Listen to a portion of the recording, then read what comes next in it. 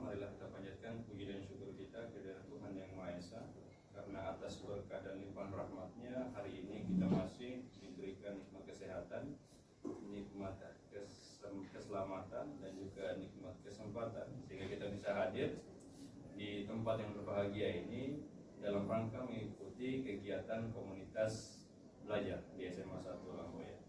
Yang terhormat Bapak Kepala SMA 1 Lamboya, yang saya hormati Bapak Ibu Wakil Kepala Sekolah, semua urusan, kemudian yang terhormat Bapak Ibu yang hadir di kesempatan kali ini.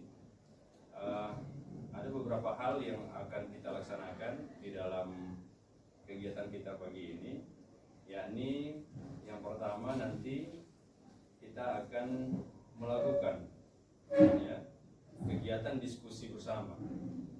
Nanti akan dipandu oleh Ibu Eni Pujiastuti sebagai calon guru penggerak angkatan 11 untuk Kabupaten Sumba Barat. Nanti beliau akan memfasilitasi, akan mendampingi kita sekaligus melakukan diseminasi praktik baik terkait dengan hal-hal yang sudah dipelajari di LMS dalam rangka penyelesaian pendidikan guru penggerak di angkatan yang ke-11. Jadi mohon bantuan dan juga dukungan dari rekan-rekan sekalian untuk secara bersama-sama kita proaktif dalam mengikuti serangkaian kegiatan yang akan difasilitasi oleh Ibu Eni Pujiastuti. Jadi harapannya kegiatan ini menjadi salah satu kegiatan yang dapat meningkatkan kompetensi kita. Paling tidak kita bisa mengetahui hal-hal baru, hal-hal kebaruan terkait dengan pendidikan kita saat ini. Apalagi di sini temanya adalah budaya positif, yang mungkin selama ini ada beberapa kebiasaan-kebiasaan yang kita lakukan di sekolah yang secara teoritis itu sebenarnya kurang sesuai. Kurang sesuai dengan apa yang semestinya diharapkan atau yang menjadi tujuan pendidikan nasional. Sehingga sekali lagi harapannya kesempatan kali ini kita manfaatkan momen ini untuk belajar bersama terkait dengan hal-hal yang akan disampaikan oleh Ibu. Jadi untuk memulai serangkaian kegiatan kita pada hari ini, saya memohon satu rekan guru untuk bisa memimpin kita di dalam doa pembukaan. Mungkin Ibu Kori bisa bantu.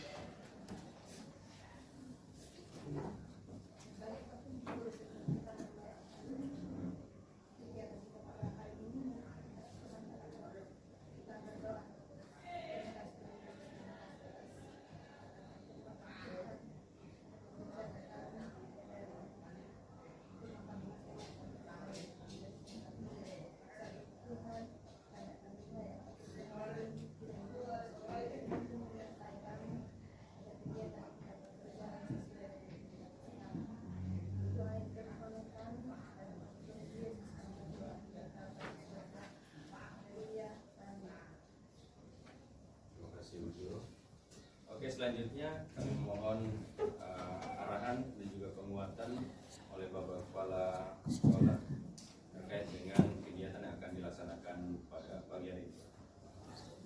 Baik, terima kasih. Shalom. Assalamualaikum warahmatullahi wabarakatuh. Om Swastiastu. Nama budaya. Salam kebajikan. Sampai Rahayu. Salam Pancasila. Salam Pancasila. Baik, pertama-tama patut kita panjatkan puji dan syukur kepada Tuhan atas penyertaan dan lindungan sehingga pada pagi hari ini bisa diizinkan kita bertemu dan berkumpul ruang ini untuk kita memulai kegiatan kita.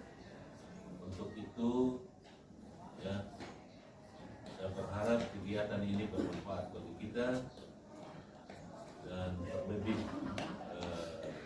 kita semua karena sebentar akan berbagi apa yang selama ini dipelajari oleh ibu ini, salah satu peserta guru penggerak di angkatan ke-11, ingin membagi kepada kita, dan ini juga menjadi motivasi bagi kita, bagi guru yang belum berada di sana.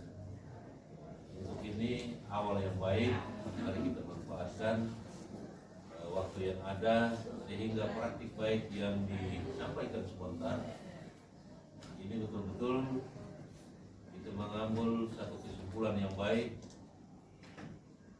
bagi pribadi kita, bagi sekolah kita, dan bagi anak-anak.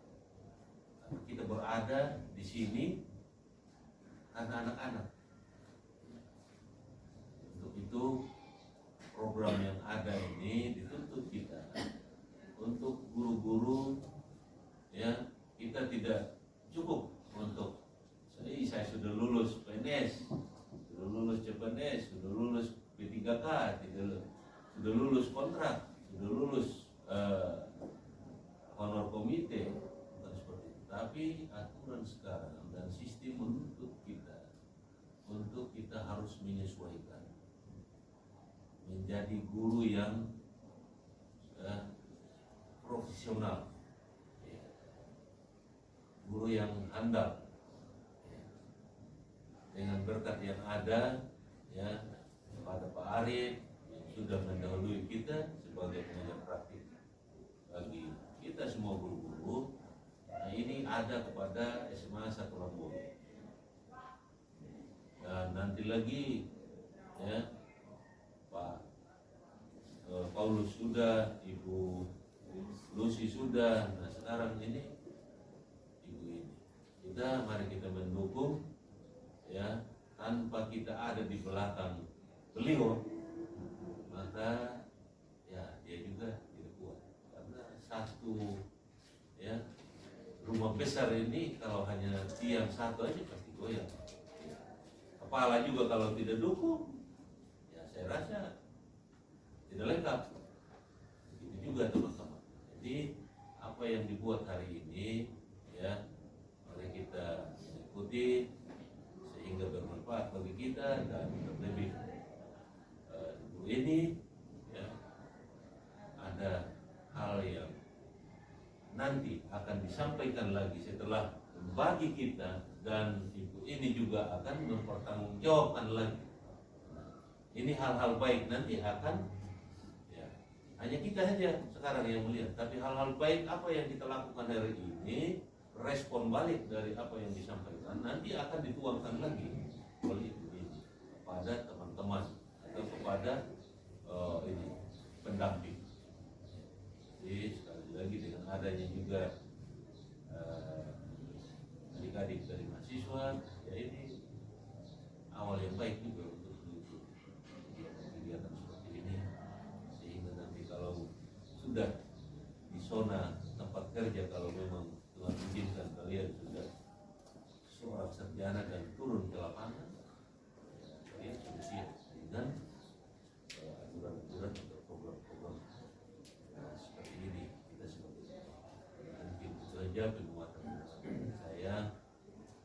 Sekali lagi mari kita mengikuti kegiatan penguatan menjawab, sehingga kegiatan ini bisa kita laksanakan.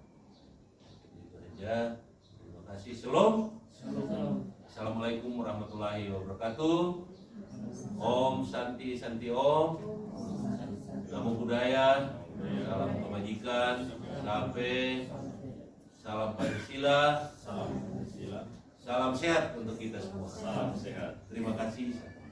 Baik, terima kasih banyak Bapak Kepala Sekolah atas arahan dan penguatan yang diberikan. Ini menjadi motivasi bagi kita semua, menjadi vitamin bagi ibu ini agar terus semangat dalam melaksanakan pendidikan untuk beberapa bulan ke depan ini, dan juga bagi teman-teman yang lain yang nantinya mungkin akan mendaftar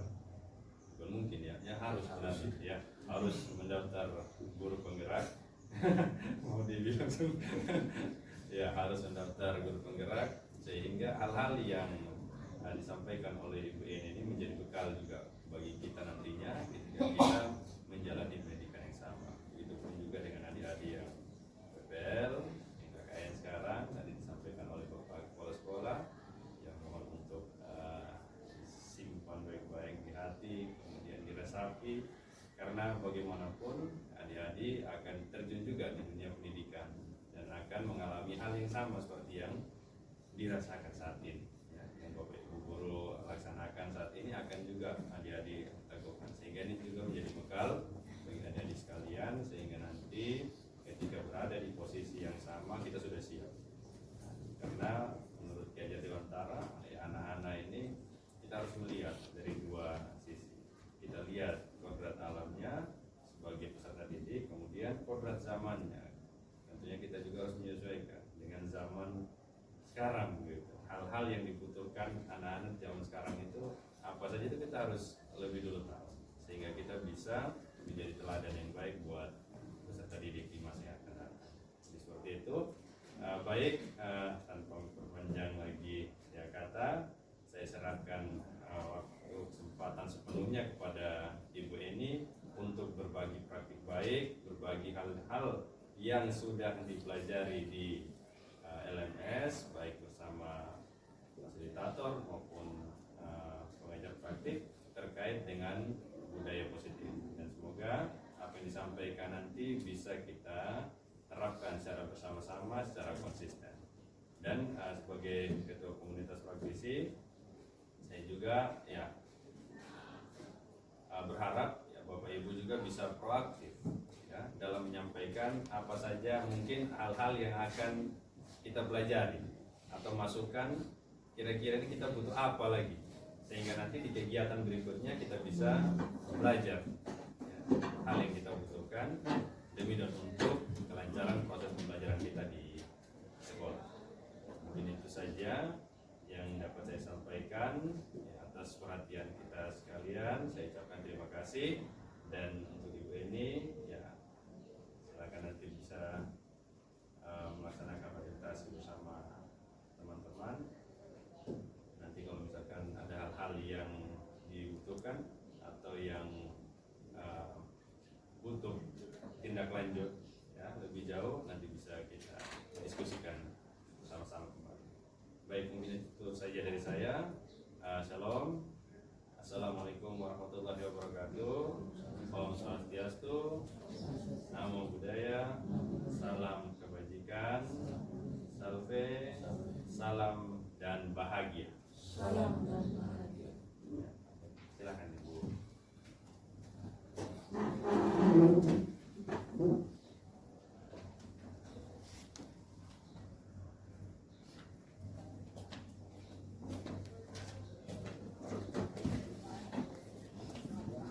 Salam dan bahagia untuk kita semua. Bapak Ibu guru hebat semua yang ada di sini. Terima kasih pada kesempatan kali ini saya akan membagi praktik baik. Bukan berarti saya berdiri di sini orang sudah hebat, tetapi kita sama-sama berkolaborasi membagi praktik baik untuk kebaikan kita punya sekolah bersama. Pada kesempatan ini saya ucapkan terima kasih kepada Bapak Kepala Sekolah yang senantiasa memberikan dukungan yang sangat luar biasa untuk saya pribadi. Kemudian terima kasih saya ucapkan kepada Pak Arif Anggriawan sebagai Ketua Komunitas Belajar SMA Negeri 1 Lamboya. Pada kesempatan ini saya mengisi praktik baik pada komunitas belajar kita, Komunitas Belajar SMA Negeri 1 Lamboya, tentang budaya positif. Kita bicara tentang budaya positif ini, budaya itu kan kita punya kebiasaan sehari-hari yang ada pada lingkungan sekolah, karena kita berada di lingkungan pendidikan. Nah, positif berarti hal yang baik yang perlu kita kita pupuk, perlu kita tanamkan, ya, itu budaya positif. Tidak luput menurut filosofi Ki Hajar Dewantara sesuai dengan profil belajar Pancasila kita.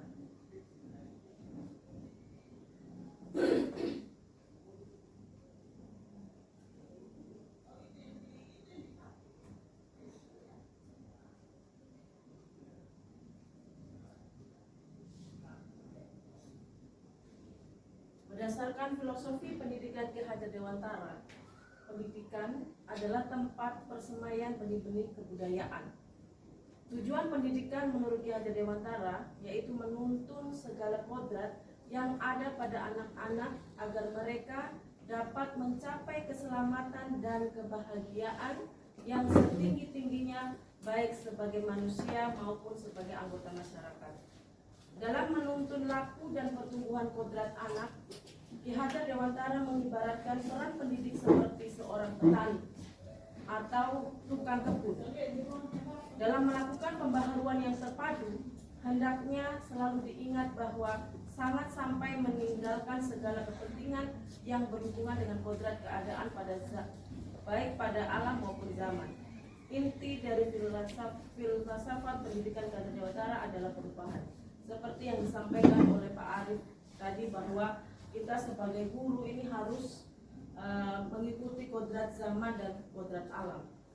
Sekarang zaman teknologi, kita harus mengikuti zaman yang ada supaya kita bisa menjadi penuntun bagi peserta didik kita. Ya, kita zaman yang sudah canggih teknologi, jadi kita harus mengikuti kodrat zaman dan kodrat alam. Sesuai dengan profil pelajar Pancasila, terdiri dari 6. Yang pertama yaitu beriman dan bertakwa kepada Tuhan Yang Maha Esa dan berakhlak mulia. Yang kedua berkebinekaan global, bergotong royong, kreatif, bernalar kritis, dan mandiri. Ini sesuai dengan profil pelajar Pancasila kita.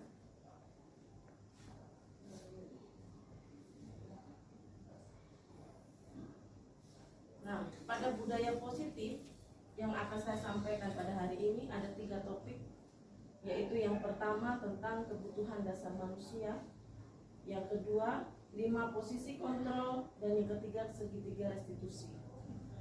Sebelum kita sebagai guru, kita harus mengetahui kebutuhan dasar manusia. Karena kita guru, berarti kita harus mengetahui kebutuhan dasar siswa kita, peserta didik kita, ya, supaya kita bisa memahami, mengikuti kodrat alam dan kodrat zamannya peserta didik kita. Maka kita harus mengetahui kebutuhan dasar manusia. Manusia di sini adalah peserta didik kita. 5 kebutuhan dasar manusia. Yang pertama yaitu bertahan hidup. Yang kedua kasih sayang. Yang ketiga kebebasan. Yang keempat kesenangan, dan yang kelima penguasaan. Kebutuhan bertahan hidup. Kebutuhan bertahan hidup atau survival adalah kebutuhan yang bersifat fisiologis untuk bertahan hidup, misalnya kesehatan, rumah, dan makanan. Kebutuhan biologis sebagai bagian dari proses reproduksi termasuk kebutuhan untuk tetap bertahan hidup. Komponen psikologis pada kebutuhan ini meliputi kebutuhan akan perasaan aman. Sebagai contoh kasus, Doni setiap istirahat itu meminta jajan atau mengambil bekal temannya. Dalam kasus ini kira-kira Doni ini anak nakal atau bagaimana kira-kira? Dia minta jajan terus setiap hari, meminta bekalnya teman setiap hari, bahkan sampai memaksa. Nah, kalau kita berpikir secara manusiawi bahwa Doni ini anak nakal ya, kenapa setiap hari bikin ulah saja? Kenapa harus meminta jajan di temannya? Apakah dia tidak dikasih uang jajan sama orang tuanya dan sebagainya? Nah, dalam kasus Doni tersebut, kalau ditanya oleh wali kelasnya, di sini wali kelasnya adalah Ibu Ambar, dia menjawab, saya lapar, ya, karena orang tua saya tidak membawakan bekal makan siang atau memberikan uang jajan. Maka kalau berdasarkan 5 dasar kebutuhan manusia tadi, berarti Doni ini harus memenuhi kebutuhan dasar dan memenuhi kebutuhan hidupnya. Berarti kebutuhan untuk bertahan hidup, survival, karena lapar.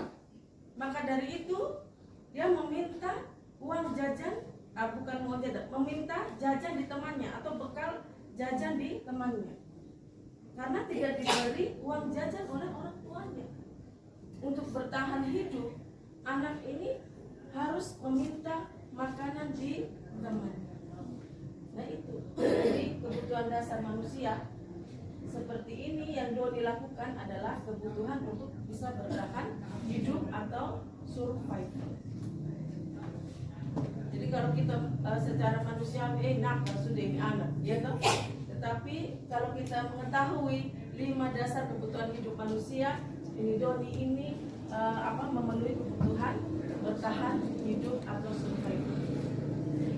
Yang kedua, kasih sayang dan rasa diterima atau kebutuhan untuk diterima. Kebutuhan ini dan 3 kebutuhan berikutnya adalah kebutuhan psikologis. Kebutuhan untuk disayangi dan diterima meliputi kebutuhan akan hubungan dan koneksi sosial. Kebutuhan untuk memberi dan menerima kasih sayang dan kebutuhan untuk merasa menjadi bagian dari suatu kelompok.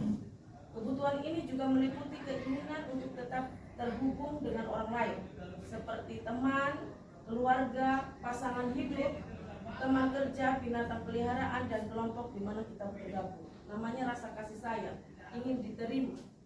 Sebagai contoh tadi Doni ya, kita masih menggunakan kasus si Doni yang suka meminta makanan atau jajan temannya. Nah kalau Doni menjawab seperti ini, alasannya bahwa Doni suka mengambil bekal atau jajan temannya karena dia merasa senang. Temannya jadi memperhatikan dia. Jadi kalau kita bahasanya apa ya? Berarti suka cari perhatian, ya toh? Suka mencari perhatian. Nah, kalau temannya yang diganggu melaporkan kepada gurunya atau wali kelasnya, atau bahkan memberitahukan kepada orang tuanya, sehingga orang tuanya jadi memperhatikan dia, ya toh? Kalau misalkan lapor, Doni mengganggu si Sinta. Sinta lapor di wali kelas. Ibu-ibu, tadi ini Doni ganggu saya, ambil makanan saya. Sehingga wali kelas memanggil orang tuanya datang ke sekolah untuk melakukan pembinaan. Maka dari itu, dengan seperti itu Doni merasa senang, bukan merasa takut atau malu, tidak, dia merasa senang. Kenapa? Karena dengan seperti itu Doni itu merasa diperhatikan, dapat perhatian dari orang tua dan teman serta gurunya. Nah, kebutuhan dasar seperti ini, Doni itu memenuhi kebutuhan rasa kasih sayang dan ingin diterima. Selama ini mungkin Doni takut memberitahu orang tuanya untuk meminta uang jajan, ya toh? Mungkin dengan seperti ini Doni ingin menyampaikan di orang tuanya bahwa saya juga ingin diperhatikan. Salah satu contoh bentuk perhatiannya adalah memberikan uang jajan atau memberikan bekal kepada Doni. Nah, kebutuhan dasar itu yang kedua ini adalah kebutuhan kasih sayang dan rasa diterima. Kemudian yang ketiga, penguasaan atau kebutuhan pengakuan atas kemampuan. Kebutuhan ini berhubungan dengan kekuatan untuk mencapai sesuatu, menjadi kompeten, menjadi terampil, diakui atas prestasi dan keterampilan kita, didengarkan dan memiliki rasa harga diri. Kebutuhan ini meliputi keinginan untuk dianggap berharga, bisa membuat perbedaan, bisa membuat pencapaian, kompeten, diakui dan dihormati. Ini meliputi self-esteem dan keinginan untuk meninggalkan pengaruh. Anak-anak yang memiliki kebutuhan dasar akan penguasaan yang tinggi biasanya selalu ingin menjadi seorang pemimpin, karena mereka suka mengamati, mencoba, dan merasa kecewa bila melakukan kesalahan. Contoh kasus, masih Doni tadi yang suka minta jajan atau minta bekal dari temannya ya. Apabila Doni yang terlambat hadir 20 menit di sekolah dan melihat bagaimana kelima posisi kontrol dalam menghadapi masalah tersebut. sebagai posisi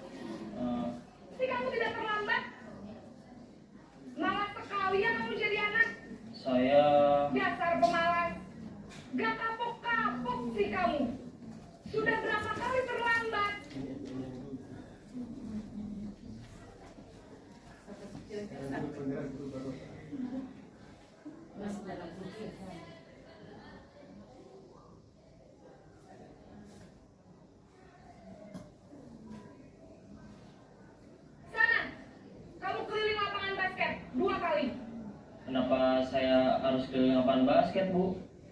Kenapa? Kamu mau anak ibu?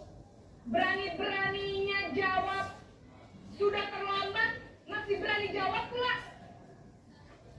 Sekarang, keliling lapangan basket 5 kali sekalian. Biar kapok. Cepat.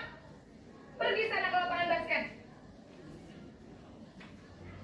Posisi penghukum biasanya berbicara dengan nada tinggi, menghardik, menunjuk-nunjuk, menyakiti, dan menyindir. Hukuman bisa berupa fisik maupun psikis. Ibu dan bapak guru hebat. Dampak yang terjadi pada murid ketika guru berada pada posisi penghukum adalah murid cenderung akan memberontak, bahkan menyimpan dendam.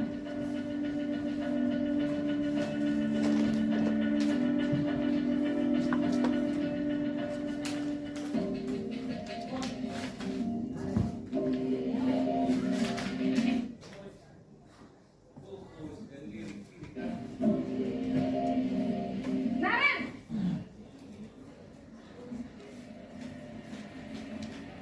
Selamat pagi, Bu. Naren, kamu kenapa terlambat lagi, nak? Ya Tuhan, Naren, kamu senang ya bikin ibu susah ya? Kalau kamu terlambat lagi, nanti ibu yang ditegur bapak kepala sekolah, nak. Disangka ibu tidak bisa membina kamu. Duh, gimana ini? Maaf, Bu. Duh, Gusti Naren, kamu suka ya kalau ibu ditegur bapak kepala sekolah? Terus, sekarang ibu harus tulis apa ini di buku absen? Ini kamu sudah sering terlambat loh. Ibu harus apa coba? Maaf, Bu. Maaf sekali. Ya sudah, lain kali jangan bikin ibu susah lagi ya, nak ya. Ibu tidak akan kuat lagi kalau kamu begini terus. Bisa patungan kalau ibu tegur bapak kepala sekolah.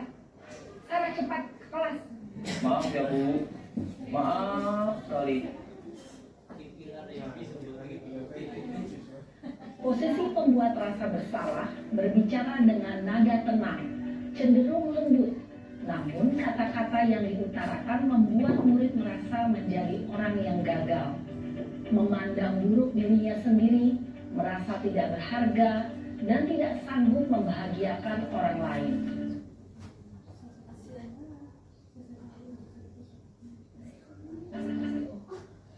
Ketika guru mengambil posisi pembuat rasa bersalah, murid akan menganggap dirinya yang bersalah dan ia akan menyimpan emosi negatif tersebut di dalam dirinya.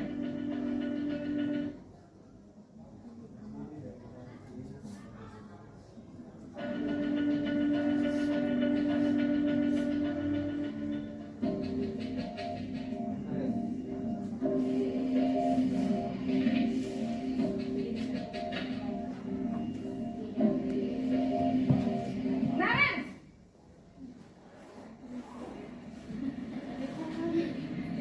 Selamat pagi, Bu.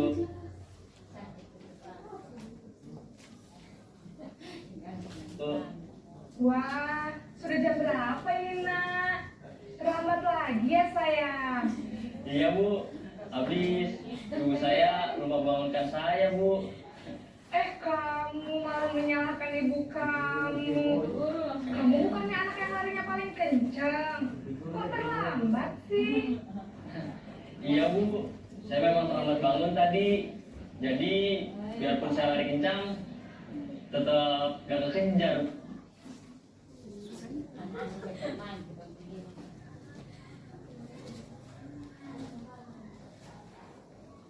Bu, Ya sudah sana. Nanti lain kali larinya lebih kencang lagi ya. Biar gak...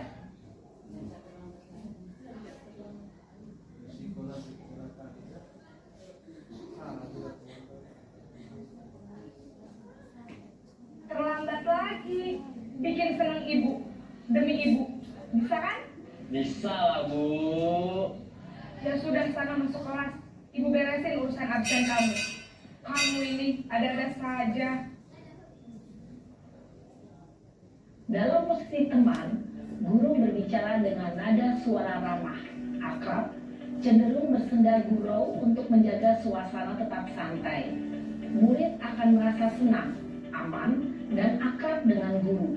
Identitas yang tercipta adalah ide.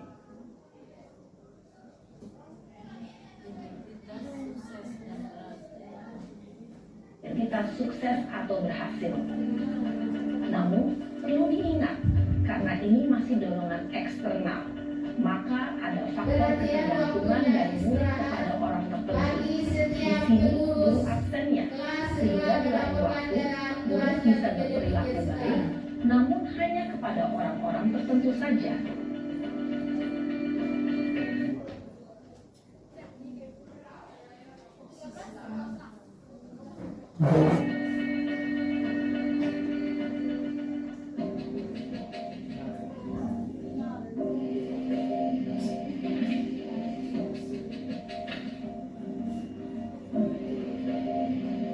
Naren!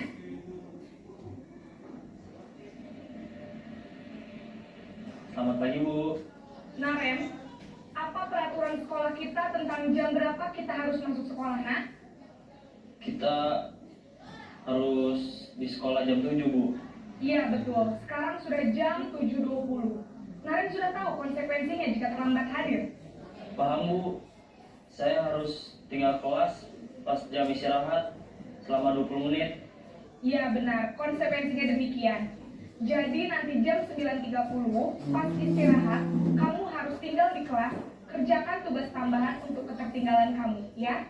Baik, Bu. Posisi pemantau mengandalkan penghitungan atau data untuk mengontrol murid. Guru mengarahkan murid berdasarkan peraturan dan konsekuensi. Seorang pemantau menunjukkan bahasa tubuh dan ekspresi wajah yang datar dan cenderung formal.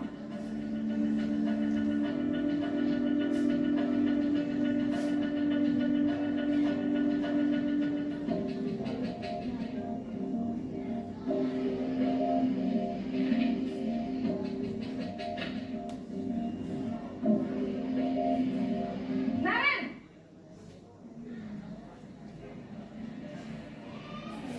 Selamat pagi, Bu. Selamat pagi, Naren. Maaf, Bu. Saya terlambat. Iya.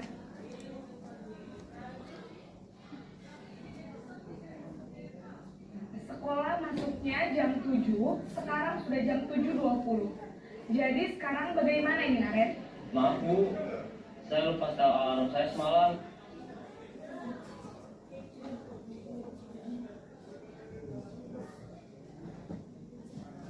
Baiklah, menurut kamu, keyakinan sekolah yang mana yang perlu kamu tingkatkan? Menghargai diri sendiri dan orang lain mungkin, ya, Bu. Setuju. Jadi, apakah Naren meyakini prinsip saling menghormati tersebut? Iya, Bu. Saya meyakini.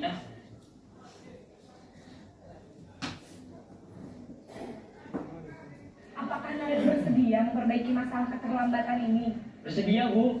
Bagaimana kamu akan perbaiki masalah keterlambatan ini?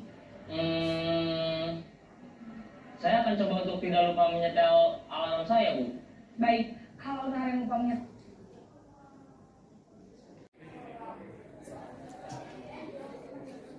Oke, baik Bapak Ibu guru hebat, tadi kita sudah menyaksikan bersama tentang video 5 posisi kontrol. Nah, kira-kira mungkin dari Mama Devi saya bertanya, selama ini kira-kira Mama dari kelima posisi kontrol ini di posisi mana Mama? Baik, terima kasih atas kesempatan yang diberikan kepada saya. Pengalaman yang saya lakukan ketika menghadapi anak-anak yang datang terlambat sebelum menonton video ini, ya terus kali saya sering marah-marah tanpa bertanya dulu kepada anak-anak atau tanpa memberikan kesempatan kepada mereka untuk menjelaskan kenapa mereka terlambat. Tetapi saya karena sebagai guru, saya langsung mengambil keputusan dan marah-marahi anak-anak. Tetapi pada saat ini saya bersyukur atas kesempatan yang diberikan, khusus video yang ditampilkan oleh Ibu. ini menjadi pengalaman baik untuk saya ketika nanti anak-anak kalau ada lagi yang terlambat, tetapi bukan lagi kita marah-marah kepada mereka, tetapi kita memberikan mereka kesempatan atau kita bertanya dulu alasan mereka marah dan kita memberikan saran yang terbaik, bukannya lagi kita marah-marah seperti tampilan video yang diberikan. Baik, terima kasih Mama. Jadi selama ini Mama Devi menjadi yang nomor berapa? Nomor 1 sebagai penghukum. Oke, mungkin ada yang lain lagi? Satu lagi? Terima kasih. 5 posisi kontrol ini setelah saya mengamati video yang sudah tampilkan, yang posisi pertama adalah kita harus sudah saya terkait di posisi 2, 4 dan 5. Karena posisi pertama itu kita beri hukuman kepada kita, yaitu kebiasaan lama yang pernah kita lakukan, kita jalani atau kita bisa dijalankan. Yang posisi kedua, menarik diri merasa bersalah. Itu sangat tertarik dengan posisi itu. Ketiga kita pendekatan terhadap siswa seperti teman. Itu saya rasa mungkin akan di sisi yang keempat dan juga sangat tertarik masalah kontrol artinya menerapkan aturan sekolah. Aturan sekolah itu juga bagus dan juga harus diterapkan di sana anak-anak tidak. Baik, terima kasih Bapak Guru Hepatis SMA Negeri 1 Lamboya atas waktu yang sudah diluangkan untuk membantu saya dalam membagi praktik baik tadi tentang budaya positif. Nah, untuk mengakhiri kita punya pertemuan pada hari ini, saya meminta Ibu Yohana Tara untuk memimpin kita dalam doa.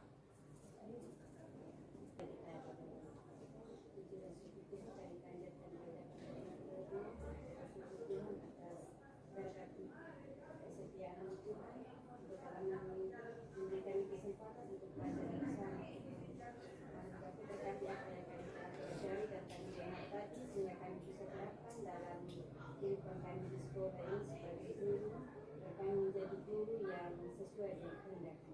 Terima kasih Bapa, hanya di dalam nama Yesus kami berdoa. Haleluya, amin. Terima kasih. Assalamualaikum warahmatullahi wabarakatuh. Salam, Om Swastiastu, Namo Buddhaya, salam kebajikan, salve, salam Pancasila, salam sehat. Sehat.